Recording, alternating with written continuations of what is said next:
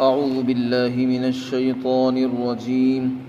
بسم الله الرحمن الرحيم. وربك يخلق ما يشاء ويختار ما كان لهم الخيرة سبحان الله وتعالى عما يشركون. وربك يعلم ما تكن صدورهم وما يعلنون وهو الله لا إله إلا هو له الحمد في الأولى والآخرة وله الحكم وإليه ترجعون. قل أرأيتم إن جعل الله عليكم الليل سرمدا إلى يوم القيامة من إله غير الله يأتيكم بضياء أفلا تسمعون. قل أرأيتم إن جعل الله عليكم النهار سرمدا إلى يوم القيامة من إله غير الله يأتيكم بليل تسكنون فيه أفلا تبصرون. ومن رحمته جعل لكم الليل والنهار لتسكنوا فيه ولتبتغوا من فضله ولعلكم تشكرون. ويوم يناديهم فيقول أين شركائي الذين كنتم تزعمون ونزعنا من كل أمة شهيدا فقلنا هاتوا برهانكم فعلموا أن الحق لله وضل عنهم ما كانوا يفترون. اور آپ کا پروردگار جو چاہتا ہے پیدا فرماتا ہے اور جسے چاہتا ہے منتخب کرتا ہے. ان کو کوئی اختیار نہیں ہے. اللہ کی ذات پاک ہے اور وہ برتر اور بلند ہے ان چیزوں سے جن کو وہ شریک کرتے ہیں. اور آپ کا پروردگار ان چیزوں کو جانتا ہے جسے ان کے سینے چھپاتے ہیں اور ان چیزوں کو اور ان باتوں کو بھی جانتا ہے جسے وہ ظاہر کرتے ہیں. اور وہی اللہ ہے جس کے سوا کوئی معبود نہیں ہے اور دنیا اور آخرت میں اسی کے لیے تمام تعریفیں ہیں اور اسی کے لیے حکم اور فیصلہ ہے اور سب کو اسی کی طرح لوٹا دیا جائے گا. اے پیغمبر صلی اللہ علیہ وسلم آپ کہہ دو مجھے بتاؤ تو صحیح کہ اگر اللہ تعالیٰ قیامت کے دن تک ہمیشہ کے لیے تمہارے اوپر رات کو موجود رکھے تو بتاؤ اللہ کے سوا کون سا معبود ہے جو تمہارے لیے روشنی لے آئے. کیا تم نہیں سنتے ہو؟ آپ ان سے کہو مجھے بتاؤ اگر اللہ تعالیٰ تمہارے اوپر ہمیشہ کے لیے قیامت کے دن تک دن کو موجود رکھے تو اللہ کے سوا کون سا معبود ہے جو تمہارے پاس رات کو لے آئے جس میں تم آرام کرتے ہو اور سکون حاصل کرتے ہو. کیا تم دیکھتے نہیں ہو؟ اور اللہ نے اپنی رحمت سے تمہارے لیے رات اور دن کو بنایا ہے تاکہ تم رات میں سکون حاصل کرو اور دن میں اس کے فضل اور روزی کو تلاش کرو اور تاکہ تم اللہ کا شکر ادا کرو. اور اس قیامت کے دن کو یاد کرو جس دن اللہ آواز دے گا کافروں سے اور کہے گا کہ میرے شرکا میرے شریک کہاں ہیں جن کو تم میرا شریک سمجھتے تھے گمان کرتے تھے. اور ہم ہر امت اور ہر جماعت میں سے گواہ لائیں گے اور پھر ہم کہیں گے کہ تم اے کافرو تم اپنی کفر کی دلیل لاؤ. اس دن ان کو یقین آئے گا کہ حق بات تو اللہ ہی کی ہے, سچی بات اللہ ہی کی ہے اور وہ تمام چیزیں ان سے غائب ہو جائیں گی جس کو وہ گھڑا کرتے تھے. اللہ رب العزت نے یہاں پر سب سے پہلے اپنے اختیار کل کو بیان فرمایا. اللہ تعالیٰ کو اختیار کامل ہے, مختار کل ہے, اس کے اختیار میں کسی کو کوئی شرکت نہیں ہے. رب اسی کو کہتے ہیں جس کو مکمل اختیار حاصل ہو. وہ جو چاہتا ہے کرتا ہے, جو چاہتا ہے پیدا کرتا ہے, جو چاہتا ہے نہیں کرتا. اسے کوئی روکنے والا نہیں, اسے کوئی کہنے والا نہیں ہے. ایسی ذات کو رب اور خدا کہتے ہیں. تو اللہ تعالیٰ نے فرمایا کہ آپ کا پروردگار وہ ہے جس کی شان یہ ہے کہ وہ جو چاہتا ہے پیدا کر دیتا ہے. اس کو پیدا کرنے میں کسی سے مشورہ کرنے کی, پوچھنے کی ضرورت نہیں ہے. بلکہ وہ جب چاہتے ہیں جو چاہتے ہیں پیدا فرماتے ہیں، اور جس کو چاہتے ہیں چن لیتے ہیں، منتخب کر لیتے ہیں۔ اس کا کیا مطلب ہے چن لیتے ہیں؟ بعض مفسرین نے فرمایا کہ اس میں رد ہے مشرکین کا۔ ولید بن مغیرہ نے یہ اعتراض کیا جب اللہ کے نبی صلی اللہ علیہ وسلم کو اللہ نے نبوت عطا فرمائی اور قرآن کریم نازل ہونے شروع ہوا تو آپ یتیم تھے، آپ پیدا ہی یتیم ہوئے تھے، کیونکہ آپ کے والد کا سایہ آپ کے پیدا ہونے سے پہلے اٹھ چکا تھا۔ تو ولید بن مغیرہ نے کہا کہ مکہ اور طائف دو شہر ہیں، دونوں شہروں میں جو بڑا آدمی تھا، اگر اللہ کو رسول بنا کر نبی بنا کر کسی کو بھیجنا ہی تھا تو دونوں شہروں میں سے جو بڑا آدمی تھا اس کو بنانا چاہیے تھا۔ ایک ایسے یتیم بے سہارا انسان کو، اور وہ بھی غریب، اس کو نبی بنا دیا جائے، یہ اعتراض کیا۔ اس کا جواب اللہ نے دیا کہ اللہ جو چاہتے ہیں پیدا کرتے ہیں، جس کو چاہتے ہیں چن لیتے ہیں۔ کسی کو اعتراض کرنے کا، بولنے کا حق نہیں کہ اللہ نے فلاں کو کیوں نبی بنایا اور فلاں کو کیوں نہیں بنایا۔ چنانچہ قرآن کریم میں دوسری جگہ اعتراض نقل کیا گیا، وَقَالُوا لَوْلَا نُزِّلَ هَذَا الْقُرْآنُ عَلَى رَجُلٍ مِّنَ الْقَرْيَتَيْنِ عَظِيمٍ، کہ یہ قرآن دونوں بستیوں میں سے کسی بڑے انسان پر کیوں نہیں اترا۔ اب بڑا انسان اس کی نظر میں کون ہوگا؟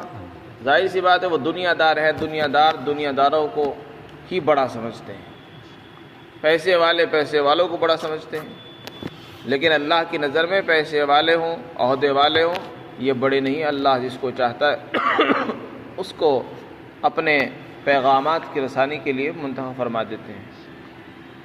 تو اس کے یہاں نہ یتیم دیکھا جاتا ہے، نہ اس کے یہاں دنیا دیکھی جاتی ہے۔ وہ تو جس کے دل کو صاف دیکھتا ہے، جس کے دل میں تقوی و طہارت زیادہ ہوتی ہے، اسی کو اپنے پیغام کے لیے منتخب فرماتے ہیں۔ اور اس کے اور بھی مطلب بیان کیے یہ اختیار کے۔ حضرت ابن عباس رضی اللہ تعالیٰ عنہ فرماتے ہیں کہ اس کا مطلب یہ ہے کہ اللہ تعالیٰ جس کو چاہتے ہیں اپنی اطاعت کے لیے منتخب فرما لیتے ہیں، یعنی اللہ کی اطاعت اور فرمانبرداری انسان اپنی مرضی سے نہیں کرتا، اللہ کی عبادت بھی اپنی مرضی سے نہیں کر سکتا۔ اللہ نے پیدا کیا ہے، اسی طرح اپنی اطاعت کے لیے بھی اللہ تعالیٰ ہی منتخب فرماتے ہیں۔ اگر ہمیں اللہ تعالیٰ نے مسجد میں بلایا ہے، اپنے دربار میں بلایا ہے، تو یہ اس کی توفیق ہے کہ اس نے ہمارا انتخاب کیا۔ ہزاروں انسان سڑکوں پر گھوم رہے تھے، لیکن اللہ نے اذان دلوائی، اذان کے ذریعے سے ہمیں اپنے گھر میں بلا لیا، تو اس کا یہ انتخاب ہے، اس پر اس کا شکر ادا کرنا چاہیے۔ وہ اختیار وہ جس کو چاہتا ہے اپنی اطاعت کے لیے قبول کر لیتا ہے، چن لیتا ہے۔ اور اس کا ایک مطلب یہ بھی ہے کہ اللہ تعالیٰ جو حکم چاہتے ہیں وہ دے دیتے ہیں، جس حکم کو چاہتے ہیں وہ چن لیتے ہیں، اس میں کسی کو اعتراض کا حق نہیں۔ ما کان لہم الخیار، فرمایا ان کو کوئی اختیار نہیں ہے، اللہ نے جو حکم چاہا دے دیا، نماز کا حکم دیا، روزے کا حکم دے دیا، حج کا حکم دے دیا۔ انسانوں کو کوئی حق نہیں ہے کہ اللہ نے یہ حکم کیوں دیا، یہ کیوں نہیں دیا، فجر کی نماز اتنی سویرے پڑھنے کا حکم کیوں دیا گیا۔ انسان کی خواہش تو یہ ہے کہ آرام سے انسان 10 بجے 9 بجے اٹھ کر نماز پڑھے، لیکن اللہ تعالیٰ جو چاہتے ہیں حکم دے دیتے ہیں، انسانوں کو کوئی اختیار نہیں، فرمایا ان کو کوئی اختیار نہیں۔ آگے فرمایا کہ مشرکین کو کوئی حق نہیں ہے، نہ کوئی اختیار حاصل ہے، اور اللہ کی ذات پاک ہے شرک سے، بلند ہے شرک سے۔ پھر آگے اللہ تعالیٰ نے ایک بہت اہم بات ارشاد فرمائی، انسان دنیا میں رہ کر یہ سوچتا ہے کہ میں نے فلاں کا بیوقوف بنا دیا، فلاں کو دھوکہ دے دیا اور اس کو پتہ بھی نہیں ہے میں اس کا بیوقوف بنا رہا ہوں، اور اس کے اپنے دل میں اس کے بارے میں دشمنی، کینہ، حسد چھپائے رہتا ہے، اور اس کو دھوکہ دیتے رہتا ہے، اور اس کو جھوٹ بولتا ہے اس کے سامنے، اور یہ سمجھتا ہے کہ کسی کو پتہ ہی نہیں چل رہا میں کیا کر رہا ہوں۔ اللہ تعالیٰ فرماتے ہیں کہ تمہارا رب جیسے اختیار کامل رکھتا ہے، اس کو مکمل اختیار حاصل ہے، جس کو چاہتا ہے جو چاہتا ہے بنا دیتا ہے، اسی طرح اس کا علم بھی کامل ہے۔ کمال علم کو اللہ نے بیان فرمایا کہ اللہ کو اس قدر علم ہے کہ تمہارے دلوں میں جو باتیں چھپی رہتی ہیں ان کو بھی جانتا ہے۔ تمہارے دلوں میں حسد ہے، دلوں میں کینہ ہے، دشمنی ہے، جھوٹ چھپا ہوا ہے، اور تم لوگوں کا بیوقوف بنا رہے ہو اور یہ سمجھ رہے ہو کہ ہم بڑی ہوشیاری کا اور عقل مندی کا کام کر رہے ہیں۔ یہ ہوشیاری نہیں، یہی بیوقوفی ہے، یہ اللہ کو علم ہے اس کا، اور قیامت کے دن پھر اللہ تعالیٰ اس کی سزا دے گا کہ تم نے لوگوں کو دھوکہ دیا ہے۔ تم لوگوں کو دھوکہ نہیں دے رہے، اپنی ذات کو دھوکہ دے رہے ہو، کل کو تمہیں اس کی سزا بھی بھگتنی پڑے گی۔ فرمایا اور آپ کا رب علم بھی رکھتا ہے ان چیزوں کا جو ان کے سینے چھپاتے ہیں اور جن کو وہ ظاہر کرتے ہیں۔ تو اللہ تعالیٰ کو جیسے کمال اختیار حاصل ہے، اسی طرح کمال علم بھی ہے۔ پھر آگے اللہ نے اپنے توحید کا بیان فرمایا کہ اللہ ہی معبود ہے جس کے سوا کوئی عبادت کے لائق نہیں ہے، اور دنیا ہو آخرت ہو ہر جگہ تعریف کا مستحق اور حقدار بھی اللہ ہی ہے، اور فیصلے جو ہوتے ہیں وہ بھی اللہ ہی کی ہے، اللہ ہی کو حق ہے فیصلہ کرنے کا اور حکم دینے کا، اور اسی کی طرف سب کو لوٹ کر جانا ہے، لہذا اس کے بغیر کوئی چارہ کار نہیں ہے۔ پھر اللہ تعالیٰ نے آگے ارشاد فرمایا اپنے انعامات کو ذکر کرتے ہوئے اور اپنی طاقت کا اظہار کرتے ہوئے اپنی صفات جلیلہ اور جمیلہ کو بیان کیا کہ دیکھو میری صفات کیسی بلند اور زبردست ہیں کہ دنیا میں لوگ اپنے اپنے معبود بنائے بیٹھے ہیں، کوئی شیطان کو معبود بنا رہا ہے، کوئی جنات کو کہتا ہے، کوئی کسی کو کہتا ہے کہ یہ میرا بت ہے، یہ میرا بت ہے، یہ بارش کا بت ہے، فلاں کا بت ہے۔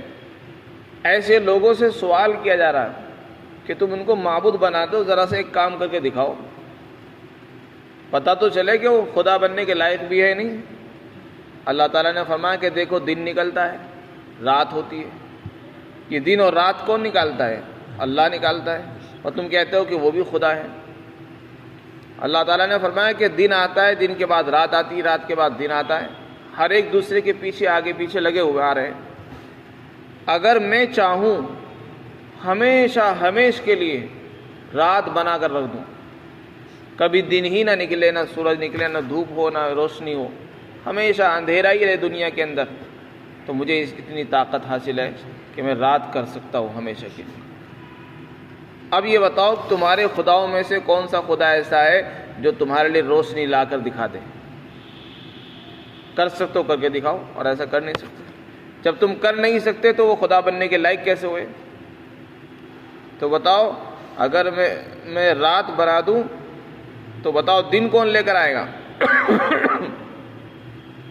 کوئی نہیں لا سکتا روشنی۔ تو جب تمہیں اتنا علم ہے کہ اللہ کے سوا کوئی نہیں کر سکتا، تو پھر تم کان بھی رکھتے ہو، آنکھیں بھی تمہاری ہے، پھر تمہیں دکھتا کیوں نہیں؟ تم حق بات کو کیوں نہیں سنتے ہو؟ پھر دوسرا سوال کیا کہ اچھا اس کا الٹا اگر کر دیا جائے، میں روزانہ سورج نکال کر رکھوں 24 گھنٹے، دھوپ ہی دھوپ رہے، کبھی رات کا کوئی نام نہیں نہ رہے، نہ رات آئے نہ اندھیرا ہو، تو بتاؤ کون سی ذات ایسی ہے، کون سا خدا ایسا ہے، معبود ہے جو تمہارے لیے رات پیدا کر دے؟ کوئی پیدا نہیں کر سکتا۔ حالانکہ رات میں انسان سکون حاصل کرتا ہے، دن میں انسان کام کاج کرتا ہے، اگر رات نہیں آئے گی سکون کیسے حاصل ہوگا جس رات میں تم سکون حاصل کرتے ہو؟ اور تمہیں پتہ ہے کہ اللہ کے سوا کوئی یہ کام کر نہیں سکتا، تو جب کر نہیں سکتا تو تم نے کس سے پوچھ کے ان کو خدا بنایا؟ کیا تمہاری آنکھیں نہیں ہیں؟ اللہ تعالیٰ فرماتا ہے کیا تمہیں دکھتا نہیں ہے؟ اتنی موٹی موٹی باتیں سمجھ میں نہیں آتی ہے۔ تو اللہ تعالیٰ نے یہ سوالات کیے مشرکین سے کہ مجھے بتاؤ، نبی سے کہا جا رہا ہے کہ تم ان سے پوچھو اور ان سے یہ سوال کرو کہ مجھے یہ بتاؤ کہ اگر اللہ تعالیٰ تمہارے اوپر دن کو برقرار رکھے، بتاؤ رات کون لائے گا، اور اگر رات برقرار رکھے تو دن کون لے کر آئے گا؟ ظاہر سی بات ہے کوئی نہیں لا سکتا، پھر تمہیں دکھتا کیوں نہیں؟ پھر آگے دوسری نعمتوں کا ذکر فرمایا کہ دیکھو رات اور دن یہ اللہ کی بڑی عظیم نعمتیں ہیں۔ اگر دن نہ ہو تو انسان کے لیے کام کاج کرنا مشکل، کاروبار مشکل، فیکٹری چلانا مشکل، کپڑے سکھانا، چلنا پھرنا بڑے مشکل ہیں۔ اور اسی طرح رات اللہ نے بنائی ہے، رات میں انسان سکون حاصل کرتا ہے، اور اگر رات نہ ہو تو انسان کو نیند نہیں آ سکتی۔ نیند آنے کے لیے انسان اندھیرے کا اور سکون کا انتظام کرتا ہے۔ تو اللہ تعالیٰ فرماتے ہیں اور اللہ نے اپنی رحمت سے تمہارے لیے رات بنائی، دن بنایا۔ رات اس لیے بنائی تاکہ اس میں سکون حاصل کرو، اور دن اس لیے بنایا تاکہ اللہ کی روزی تلاش کرو اور اس کا شکر ادا کرو نعمتوں کا۔ یہ سب اللہ کی مرضی سے ہوا، اس کی رحمت ہے کہ اللہ نے تمہارے لیے دن اور رات بنا رکھے ہیں انہی میں غور کر لیتے کہ اس ذات نے یہ سب چیزیں بنا رکھی ہیں، یہ سب نظام چل رہا ہے، اور جن کو ہم پتھروں کو ہم خدا سمجھتے انہوں نے آج تک کچھ بنایا ہو تو دکھاؤ۔ آگے اللہ تعالیٰ نے قیامت کا ایک اور منظر بیان کیا، فرمایا قیامت کے دن جہاں اللہ کی طرف سے اعلان ہوگا، جیسے پیچھے بھی ذکر کیا گیا، اللہ تعالیٰ کی طرف سے اعلان ہوگا، آواز دی جائے گی، کہاں ہیں میرے شریک جن کو تو میرے برابر خدائی میں شریک مانتے تھے؟ تو اس دن وہ جواب دیں گے مشرکین کہ اللہ انہوں نے ہمیں گمراہ کر دیا، اور مشرکین کے جو معبود تھے وہ بھی بیزاری کا اظہار کر دیں گے۔ اسی طرح ایک اعلان ہوگا کہ میرے مشرکین کہاں ہیں، ظاہر سی بات ہے وہ جواب نہیں دیں گے۔ اللہ تعالیٰ فرماتے ہیں اس دن پھر ہم ہر جماعت میں سے، ہر امت میں سے گواہ کھینچ کر لائیں گے، اور وہ گواہ ان کا نبی ہوگا۔ ہر قوم کا جو نبی ہوگا اس کو لائیں گے، وہ گواہی دے گا کہ بتاؤ انہوں نے جو میرے شریک ٹھہرائے تھے یہ کیوں ٹھہرائے تھے، اور ان سے کہا جائے گا کہ تم اپنے شرک کی دلیل پیش کرو۔ وہ اپنے شرک کی دلیل نہیں پیش کر سکیں گے۔ تم نے اللہ کو چھوڑ کر پتھروں کو خدا کیسے بنایا، کیا دلیل تھی، کس نے کہا تھا تم کو؟ اس کی دلیل ان سے مانگی جائے گی اس دن۔ پھر جتنے بھی کافر و مشرک ہوں گے، غیر مسلم ہوں گے، وہ سب پریشان ہوں گے، اور اس دن یہ قرار کر لیں گے ہاں کہ ہاں آج ہمیں یقین آ گیا اور ہمیں علم ہو گیا، معلوم ہو گیا کہ اللہ ہی کی بات سچی تھی، ہم دھوکے میں تھے، اور جو وہ دنیا میں رہتے ہوئے بہت ساری باتیں گھڑ رکھی تھی وہ ساری باتیں ان سے گم ہو جائیں گی، اور ان کو یاد بھی نہیں ہوگا کہ ہم کیا خیالات رکھتے تھے بتوں کے بارے میں۔ تو اس دن کی ہولناکی کو اللہ تعالیٰ نے ذکر فرمایا۔ اس دن اللہ تعالیٰ ہر امت میں سے گواہ لائیں گے، پھر اس سے پوچھا جائے گا تم نے کیا کام کیا، کیا حق ادا کیا اللہ تعالیٰ کے جو پیغامات تھے، اور مشرکین سے سوال ہوگا کہ تم اپنے شرک پر دلیل پیش کرو۔ وہ دلیل پیش نہیں کر سکیں گے، اور یہ کہیں گے کہ ہمیں یقین آ چکا ہے کہ اللہ ہی کی بات سچی تھی اور ہم دھوکے میں رہے، لیکن اس دن کے یقین سے کوئی فائدہ نہیں ہوگا۔ اس لیے سمجھداری کا تقاضا یہ ہے کہ انسان اس دنیا میں رہ کر جیسے کھانے کے بارے میں تحقیقات کرتا ہے کہ کھانا پاک ہے یا ناپاک ہے، اور سامان کے بارے میں تحقیقات کرتا ہے کہ سامان کی جو ڈیٹ نکلی ہے یا اس کی سامان کی ڈیٹ نہیں نکلی ہے، اسی طرح انسان کو دین کے بارے میں بھی اور اپنے خدا کے بارے میں بھی تحقیقات کرنی چاہیے کہ جس کی ہم عبادت کر رہے ہیں وہ صحیح سچا خدا بھی ہے یا یوں ہی گھڑا ہوا ہے۔ اس لیے ہر سنی سنی بات عمل کے قابل نہیں ہوتی، اور ہر دیکھی بات عمل کے قابل نہیں ہوا کرتی۔ ہر انسان کو اس کے بارے میں تحقیقات کرنی چاہیے، اس لیے کہ یہ آخرت کا مسئلہ ہے اور ہمیشہ کی نجات کا مسئلہ ہے اور عذاب کا مسئلہ ہے۔ اللہ تعالی ہم سب کو سمجھ عطا فرمائے۔ وآخر دعوانا